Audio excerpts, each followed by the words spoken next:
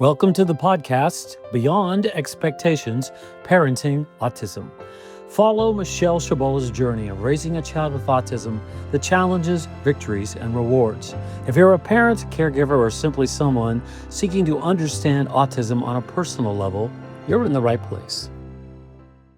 All right, welcome to Beyond Expectations with Michelle Chabolla and Sean Dobson. And today we have a very, very dear guest, Kelli Fortner, right? Do you still use Hines? I didn't know if you did with your I do not. professional. You do not. Okay, Kelli Fortner. And she is our niece, and she is principal of what's the name of the school? Quitman Elementary in Quitman, Texas. All right, Quitman, Texas. So she is actually one of our first in the trenches guests. Usually we've had a few people that have been retired, but Kelli's going to tell us the grit about what's going on today and what it's like to be in a small school, what a Title I school is, and where you're located. So here we go. Tell us who you are.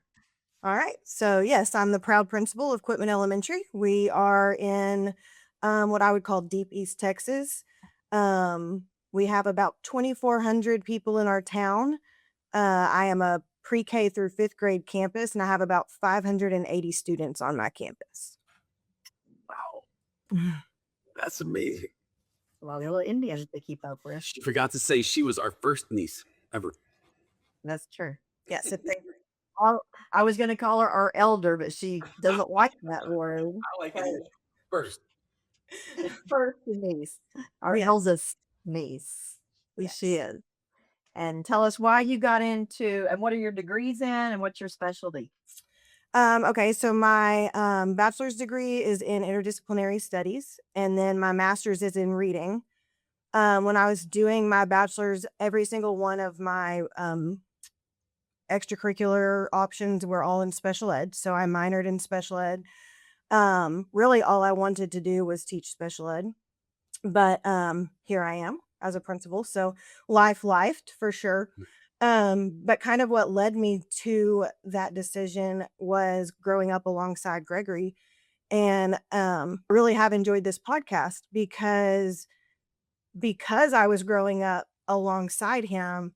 There were a lot of things that the adults in the situation were dealing with that I really didn't know until I listened to some of these things. And I was like, all that was going on. And I was just, a middle school, high school student, like living my own bubble. So it's been very interesting to kind of hear the background of like a lot of things that I didn't even realize were happening. But in growing up alongside Gregory, I feel like I had kind of a front row view of him and his development and his progress. And, there were even a couple of times we came to visit in Colorado that I got to go to school with him, which would never happen now. I don't think schools would even let that happen, but I actually got to attend the day with him. And that was really cool to see. Like, I feel like the Colorado schools were ahead of their time in supporting students with disabilities. But I took all that in whenever I was there also. And I just wanted to be for students what those people were for Gregory. I wanted to help students like Gregory kind of see their potential. I think a lot of times they're stifled because people don't know how to serve them. And so, or they assume they can't do things, but they can. And so I always wanted to be the one that was pushing students to do the maximum that they could do. I do feel like in education today, we are seeing a more student-centered approach, even than when I started 18 years ago.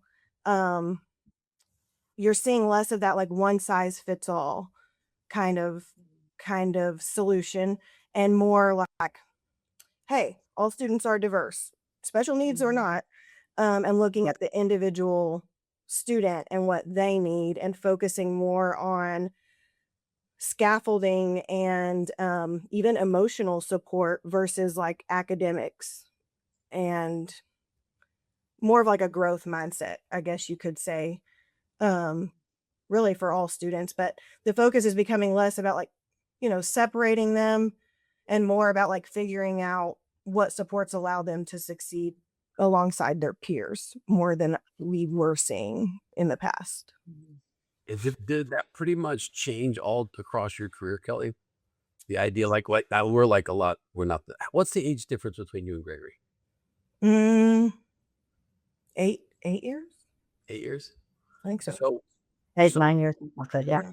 so, like when I think about school a long, long time ago, especially these kids were all put in one classroom, and I think there was a wide range of the needs that they had, right, and the disabilities they would have, but everyone was kind of lumped together. And so, did that in your career? When that all changed?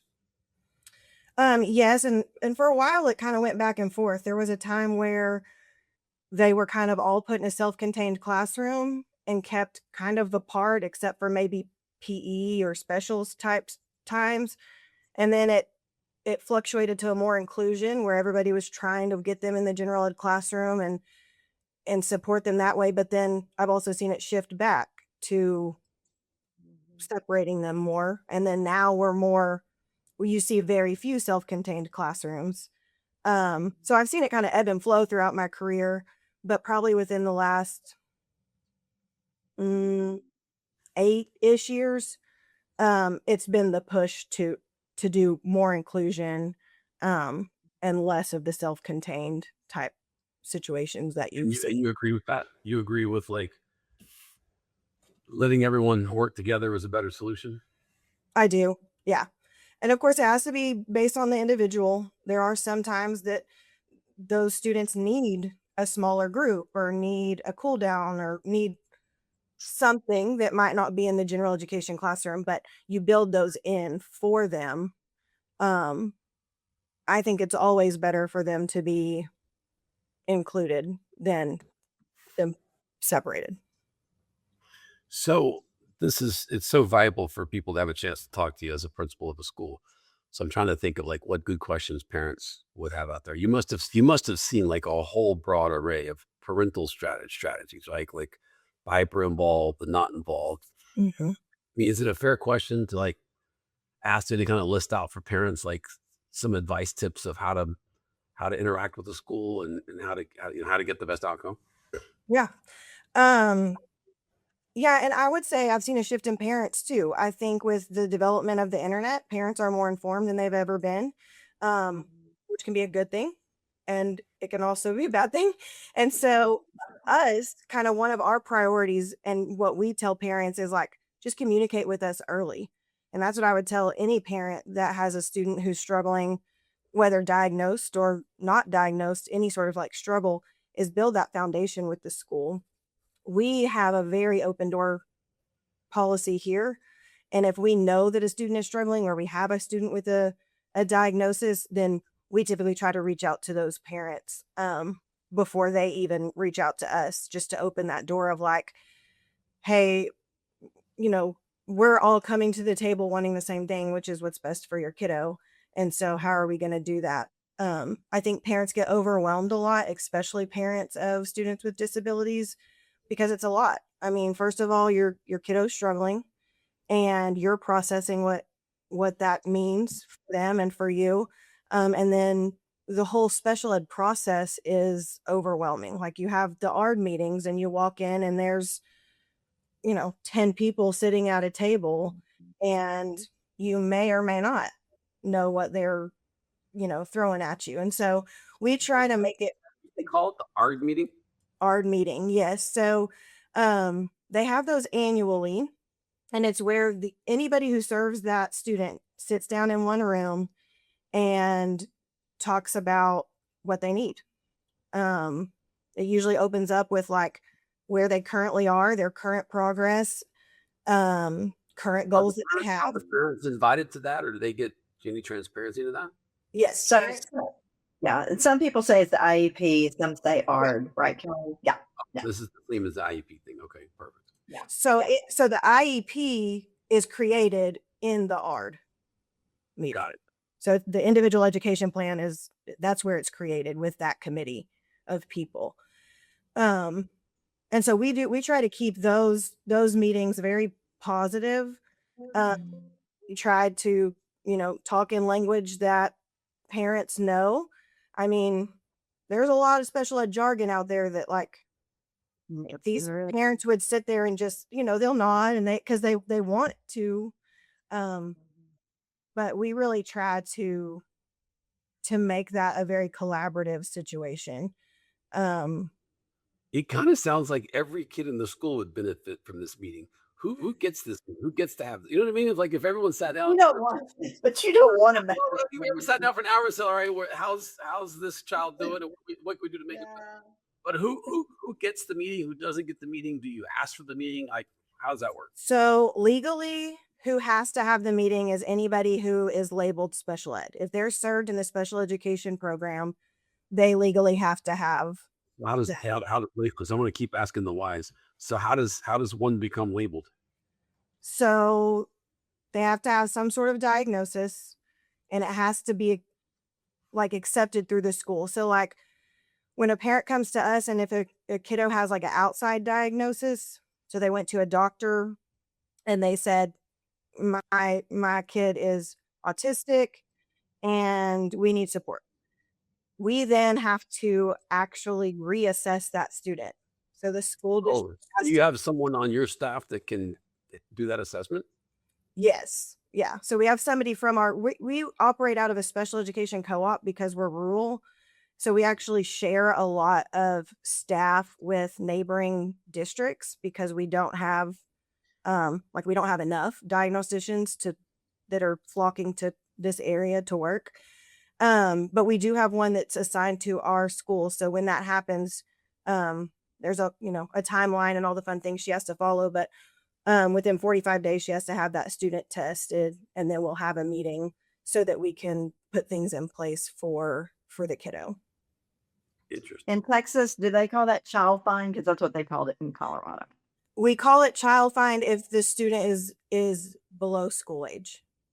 So Okay. like that's our early intervention piece. So like the 3-year-olds who need like speech or some sort of like occupational or physical therapy, we encourage parents to do the child find for them so that they can get that early intervention.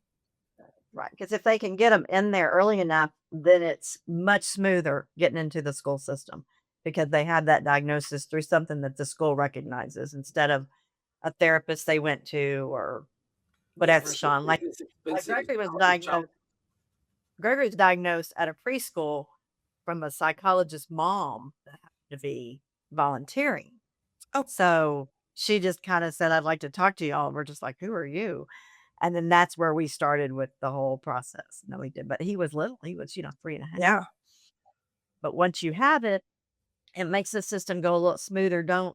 I would not recommend doing it at kindergarten. I mean, if you know something's up, do it way early. Way before kindergarten. Oh, yes. Is there any negative or risk or negative connotation for getting the diagnosis? Like, is there any reason you wouldn't want to get the diagnosis? There's not. I mean, No. it isn't following through. I mean, that, there's that whole stigma. Oh, I don't want my kid to have a diagnosis. Well, I want my kid to get all the help he can get at school. Right. And if he's a typically developed child and he's been diagnosed with ADD, ADHD or whatever, or dyslexia, and he needs a little bit more help. Yes, the kids are mean, I will say, because I saw it, but the teachers and the staff can be really, really good about making sure that child gets help where it's not, where all the kids aren't watching and seeing. Don't you agree, Kelly? I mean, there's ways around that. Yes. And we've developed, for example, like our master schedule, we have a built-in intervention time every single day where every student is going somewhere based off what they need. So like even our GT students are going to GT and our dyslexic students are going to dyslexia. And so other students don't even really know like which group you're going to or where you're going to. They just know like, this is our time for all of us to go get help, like in whatever that we need. So I have found that works really well for us as well. Tell me more about that. Is that like you said, once a week? It's every day. Every day. So there's basically one class a day allocated to what? I didn't really intervention of any kind. So it could be a non-special ed student that needs reading intervention or math intervention because they're behind, or it could be our special ed dyslexic students that need to go to dyslexia, or our ESL students that need to go to ESL. Oh, So interesting. like What? a what study hall, Sean, like Mhm. what we would have called study hall, but they have help in there. They have actual teachers in there And their help is specialized for their for particular. whatever that student needs. Correct. And what do you call it? We call it PI. It stands for Productive Intervention and Enrichment. Kind of every school calls it different. There's like Every win school, time, flex time. Yeah. yeah. And is that ubiquitous now? Every school does that, or is that something you created just for your school? You don't see many that don't do some form. Yeah. Right. Yeah. Well, that's cool. That's amazing. It just feels like that the school system has changed so much in a positive way. Like, are there areas that you think are that where parents would benefit from a little bit more observation and looking out for are there still sort of cracks in the way that people should be looking out for? I mean, I think you see schools willing to be like transparent, open door. I just would encourage parents to take advantage of that and not to be afraid to come up and say like, I need help or we need help or I have a question.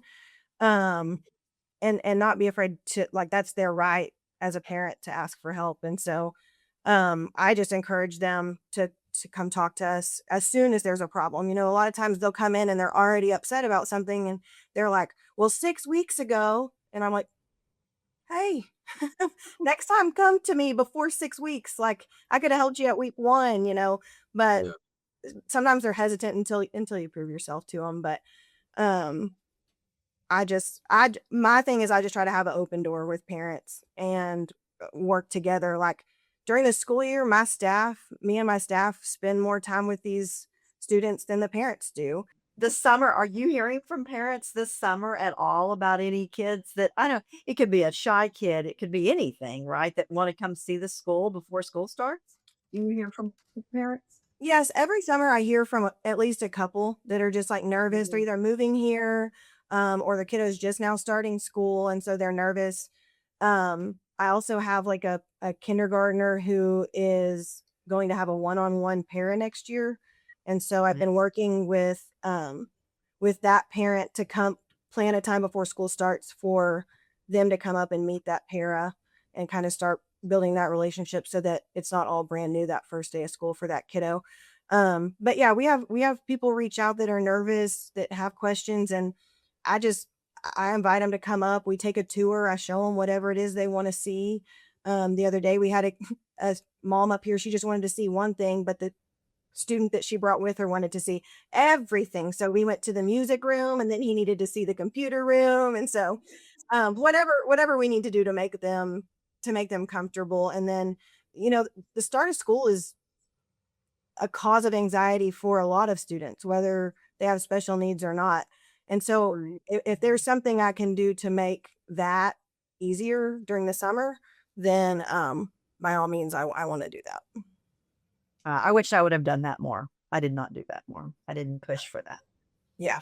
but So I want to go back, Kelly. We talked about this a bunch of times with different people. It's a thing I think you could bucket up into expectations, right? Is like, is how do you for the special needs kids? How do you make it fair without having the risk of having expectations too low or too high, right? It seems like there's risks on both sides because if your expectations are too low, they never reach their potential. Your expectations are too high, then you're asking them to do things that they're just never going to be able to do. So so with your teachers and with your parents, like how the heck do you thread that line? So one thing that we have shifted our focus to here is true like individual growth for students. So they're competing with themselves essentially, but they're all rewarded for their growth. So that that particular student would have, this academic goal, this personal goal, or like behavioral goal, whatever it is. And as long as they meet that, then they get whatever, incentive we're offering for that. And so it's based off what they need. And so the expectation for that student is high, but their goal might be low compared to another student that we're looking at, but it's a high expectation for them. And so it's truly about like looking at the student, and we actually include them in the data meeting so they know what their math goal is, they know what their reading goal is, they know what their behavior goal is, and it's a push for them, but everybody's is different. So some people's are higher, some people's are lower. So it's that true like focus on growth, personal growth for the student versus we need everybody to get to this reading level, which is kind of what you used to see. Mm.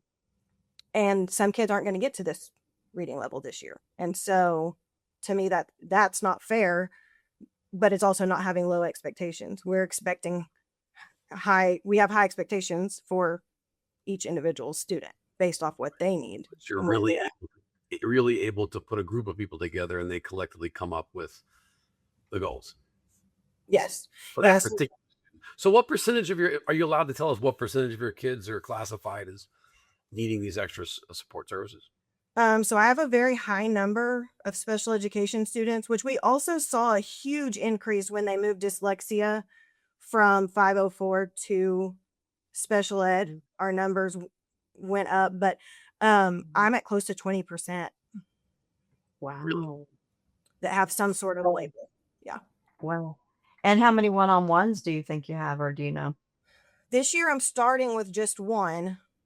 Oh, wow. Yeah. I'm starting with one. We have a couple on the radar that we're going to see how they do. Last year we had a 3-on-1 situation where we had 3 kiddos in the same class that all needed support. So I did one para for those 3. But this year for one-on-ones, I'm starting the year with one. Does that put a crimp on the budget? You have to run the budget of the school as well, don't you? Yeah. So tell me about that. Is that super controversial? Are we not allowed to talk? I don't know what Tell this mother of one. Yeah, exactly how that works. I'm just trying to figure out where it's like there clearly there's incentives. I was wondering, like, from the school's perspective, do they want that number to be lower or higher? Does it change? Oh, Does it change the allocation? Like, how's the school funded? Tell me about where's Yeah. the So funding is a big thing, and special ed funding is a big thing. So schools are funded based off attendance. So we get a per day. It's about $35 a day per general education student that we are funded with, and then special education students based off their severity can a lot more money. Now that means that every day that they're absent, we don't get that money. And so, like, for example, if every one of my students was here every single day, then in a given school year, I'm gonna make, let's just say, like $3.5 million is what my district's going to be funded. But like 2.5 million of that's going to be teacher salaries, like you're paying for your staff. And so what's left over is not a lot. And that's got to go towards running the entire school, utilities, supplies. And that budget just keeps getting cut and cut and cut and cut. And so, like, right now, they're rolling out a new special education budget funding method. This year, we get to run the current method and the new method, and we'll get paid on whichever one is higher. But following next year, it's just going to be the new one. And so far, in all the tables and stuff that we've done, the new one is going to be a cut for us. And so when you have a para, obviously it's more than $35 a day. So that creates pressure on the system. Something else has to go. Correct. But you get more. But you get more per day for special ed child. You do. You get double. I think for the students on my campus, it's not quite double. It's probably like $15 more a day. At the end of the day, does it matter? Like, does it drive any decision making, or it just is what it is? It just is what it is. And luckily I work for a superintendent who has a special education background, and he's very supportive. And so when I go to him and I say, I've got this kiddo that needs a one-on-one, he's like, what do we need to do? But a lot of superintendents are not that way. And so it does create a lot of tension for schools of like where to cut, because at the end of the day, like, you have to take care of the student. So it might be your teacher supplies. You know, we can't give you that. You have to spend your own money on it. And that's terrible too. But you see that a lot. That's fascinating. So while you were talking, I was Googling up numbers here, and it says that in Texas, 15.5% of the public school students are registered as special education. And that's up from 9. So that was the 24-25 year. In 2017, 2018, it was only 9%. Yeah. And a lot of that is them shifting the dyslexia students. There are a lot of students that are labeled dyslexic in elementary schools, especially. And so that increased it some. There was a time in there that they put a cap on the number of students you could have. And so What happens to the extra students? exactly. So for a while, these schools were like, this student needs this, but like, we can't even test them because like we can't put them in or whatever. And they finally realized that was silly. And so you saw a jump then too of like, hey, we can actually like serve these kids that need help. You're only allowed to have this many people with needs. Right. That's crazy. It's a crazy game. What's interesting in talking about this frequency thing, I think it's kind of fascinating, is that in the I would check in the Ivy League, it's more than 20%, and at Stanford, where Sean Carl goes, it's double that. It's almost 40%. Wow. So it's kind of fascinating that it feels like people are waking up to like this is a way to actually have a better experience, get better service. Yes. Right. Versus shying away from it.